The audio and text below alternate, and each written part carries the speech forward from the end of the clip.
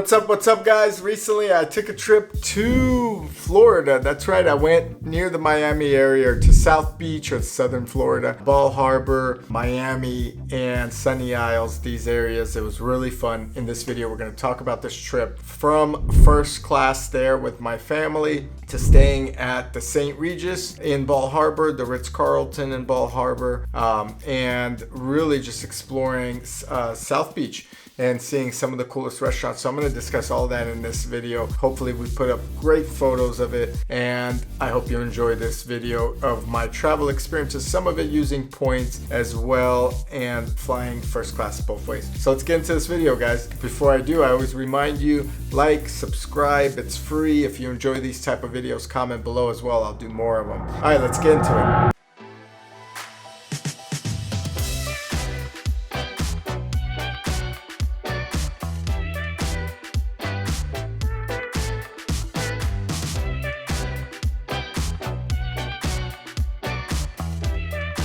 Okay, so had a chance to go to Florida for some business and some pleasure. Wanted to spend some time with the family, and I went out there very recently. We flew Alaska first class on the way to Fort Lauderdale. It was not too expensive of a ticket. It was about $700 one way per seat, so I bought 4 seats, and overall the flight was not as great. The attendants were from the Bay Area, I believe. They just weren't as nice in the first class. In fact, there was kind of an issue. So I personally didn't like Alaska first class. I wouldn't recommend it to anybody. The seats are old, cheap. There are some pictures I have here sharing with you.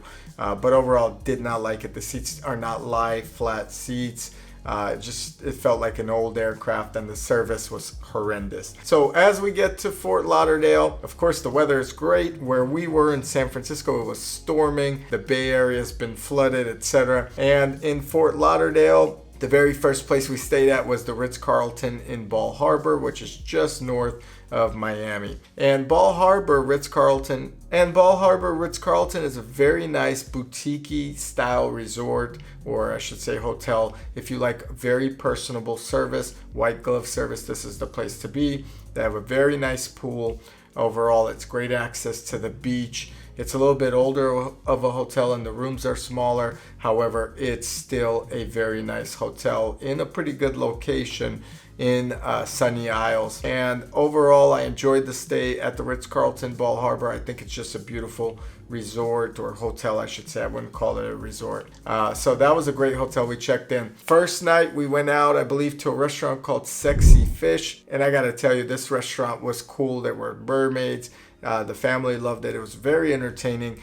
Great food, great service. People dress up there very well. There were beautiful women. There were men that take care of themselves. Overall, everybody was in good spirits. It just felt great. And you don't get restaurants like that in the Bay Area where at 9-10 o'clock things start. You do get that in New York, where, which people from New York do come down to Florida and they're lucky. But Sexy Fish was a great restaurant. Highly recommend it. The second night we went out to Poppy's Steakhouse. Poppy's Steakhouse was incredible.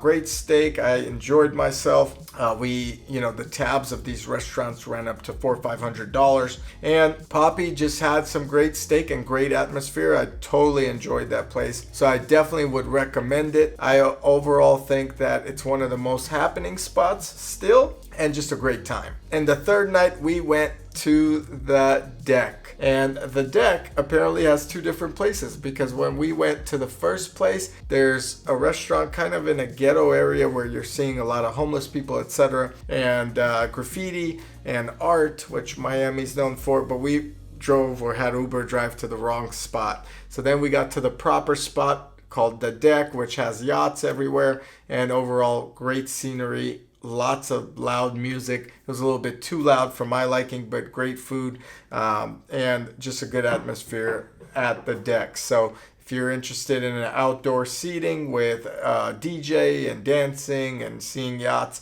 that's a great place. All right, so we checked out of the Ritz-Carlton at this point. We did 3 nights there. It was a great taste of Ritz-Carlton Bal Harbour. Then we checked into the St. Regis right down the street. And the St. Regis actually was a more modern hotel. The St. Regis Bal Harbour, the key swipes, you put a key to the elevator, it takes you to the floor. There are no buttons in the elevator to take you to which floor.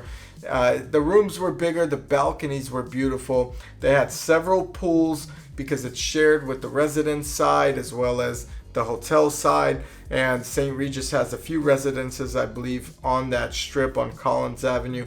And overall, it was just incredible. Personally, I liked the hotel. I thought the service was a lot better at the Ritz-Carlton. So if you're looking like for something personable, white glove, smiles, just really older people that know how to take care of kind of that traditional concierge or white glove service, the Ritz-Carlton had that. With the St. Regis, it was a younger crowd. The bellmen were younger, the receptionists were younger, and the customer service to me felt a little bit on the colder side. They're a bigger hotel, so they're busier, and they have a lot of rooms, a lot of people checking in and out, versus the Ritz-Carlton where not so many rooms, I think only 90, and they really felt, you really felt kind of immersed in this whole luxurious experience where you had more time to plan something, to do something. So overall, I definitely liked the service from the Ritz-Carlton a lot more than the St. Regis. But I liked the room in St. Regis over the Ritz-Carlton room, even though you had this beautiful view from your bathroom and overall from the room itself with the beach and then the water and the boats and the bridge. It was just amazing. So we had to go to a few more restaurants in Miami. There's a place called Gecko. That's Gekko. It's a new hotspot. I believe the owner of Sexy Fish, don't quote me on this, owns it. But overall, very happening spot. I felt like we came into a restaurant that had a lot of either celebrities or high profile people. There were like 20 Rolls Royces parked outside, people coming in with Rolex watches and Patek watches and iced out Audemars Piguet watches, and just really just a crowd of people that put themselves together well, which was nice to see. Now we celebrated my daughter's birthday there. We enjoyed it. And really good time. So Gecko, if you're in Miami, check it out. It seems like all these restaurants are also in the Brickell area, which is a happening spot. I have a buddy that has a place out there as well. If you ever watch this video, shout out to you. And overall, Brickell seems happening, and it was clean and it was fun. I felt safe. Great place. On the final night, we did go to my favorite place of all of them, called Carbone. This place was fantastic. The service was immaculate. The food was great. We really, truly enjoyed it. Carbone is one of the hot spots in Miami. I think it takes like 2 months to get a reservation. Centurion was able to get us a reservation, and I'm glad they were able to do so. So we went there. We enjoyed it. It was wonderful. In Bal Harbour, there's the Bal Harbour Shops, one of the most amazing shops I've seen. Bal Harbour Shops has all of the luxurious shopping you could do, from Rolex, Patek, Audemars to Gucci, Chanel, you name it, YSL, all these famous brands, they're all there. What's neat is there's a row of about 4 restaurants. Carpaccio is one. There is a sushi place where I actually saw one guy that's pretty famous on Instagram and also in the Miami scene, Gil Desert. He develops all these buildings out there. He's currently developing a Bentley building. He designed and developed the Porsche building or Porsche building. So pretty cool spot. Rolls Royces, G-Wagons, Rolls Royces, Ferraris, Lamborghinis, all parked outside. It was pretty cool scene. You don't see that in San Francisco. You sometimes see that in LA. It was like a Beverly Hills that felt more secure, in my opinion. Overall, the trip to Florida was great. The nightlife is there. The weather was pretty good. When we were leaving, the weather dipped to the 60s and 50s. Funniest thing happened. It was like 60 degrees outside, and you had these Floridians, did I say that right? Whatever. They were all wearing scarves and gloves, and it was just so funny because like people like us from the Bay, that's an everyday for us. and we'll walk around in a t-shirt and not understand what's happening. But these people were in panic mode. It was on the news over there, cold front coming in. It was only 60 degrees. So I think their bodies just can't take it. Comment below if you've been to Florida, if you lived in Florida for a long time, and if the weather turns to 60, if people panic. In Bal Harbour, Carpaccio, one of my favorite restaurants. Again, outdoor seating, you know, lots of sightseeing, people watching, that type of thing. Nightlife, incredible. Friendlier people overall with some sense of value. They all love DeSantis out there. The Uber drivers were pretty cool. A lot of them didn't speak a word of English. A lot of Cubans and Venezuelans and that type of culture. So that was really nice. Russians, there's a lot of Russian restaurants there that we went to. So overall, just a good time. And on the way back, I got to stop by an airport lounge. This was the Amex Centurion Lounge in Fort Lauderdale, Florida. That's where we flew out of via JetBlue, and we were able to get first class via JetBlue, 4 seats to go back to San Francisco. Those are lay flat beds. Yeah. So overall, it was pretty neat and pretty nice. 2-and-2 configuration. It's a 2-1-2 configuration. So if you're traveling individually, get the one seat, you get this whole row to yourself, so to speak. It feels like more of a first class experience. The 2-and-2 was pretty nice as well. It was a little bit more crammed, but way better than Alaska. The people that were working on JetBlue, way nicer, way happier. I will never fly Alaska again.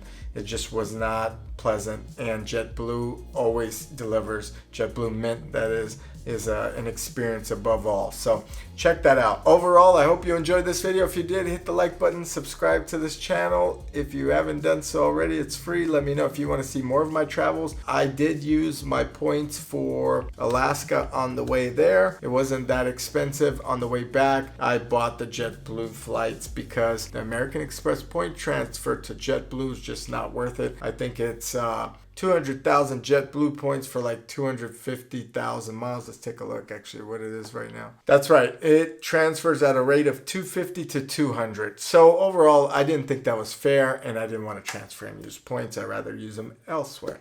Anyway, if you enjoyed this video, like, subscribe. Check you here in the next video. Thanks.